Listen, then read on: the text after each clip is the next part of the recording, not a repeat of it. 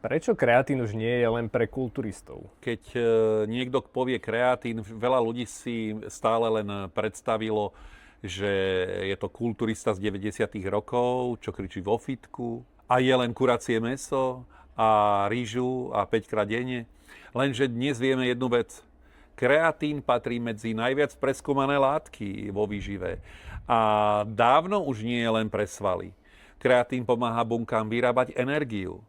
A to je dôležité pre svaly, ale aj pre mozog.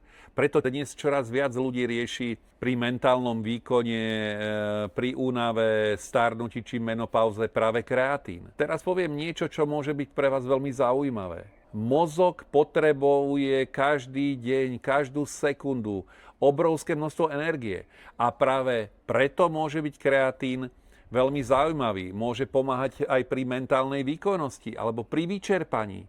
Čiže nie len pri nejakom bench presse. A ďalšia vec, ktorú veľa žien nevie. Po 30-ke, ale hlavne po menopauze začína telo prirodzene strácať svaly. Strata svalov znamená pomalší metabolizmus, slabšie kosti, horšiu stabilitu, aj vyššie riziko problémov v starobe.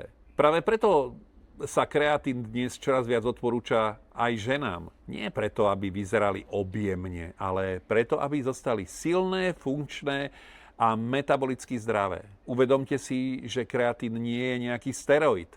Je to prírodzená látka, ktorú si telo dokonca samo vytvára a ktorú napríklad zvonku prijímame aj z mesa alebo rýb. Len internet z neho niekedy urobil kulturistický doplnok.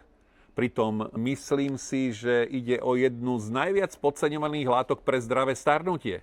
A možno najväčší výhovorek po 40-ke nebude byť chudší, ale byť silnejší. Takže ak ťa tieto veci zaujímajú, sleduj môj profil Pavol Machnič.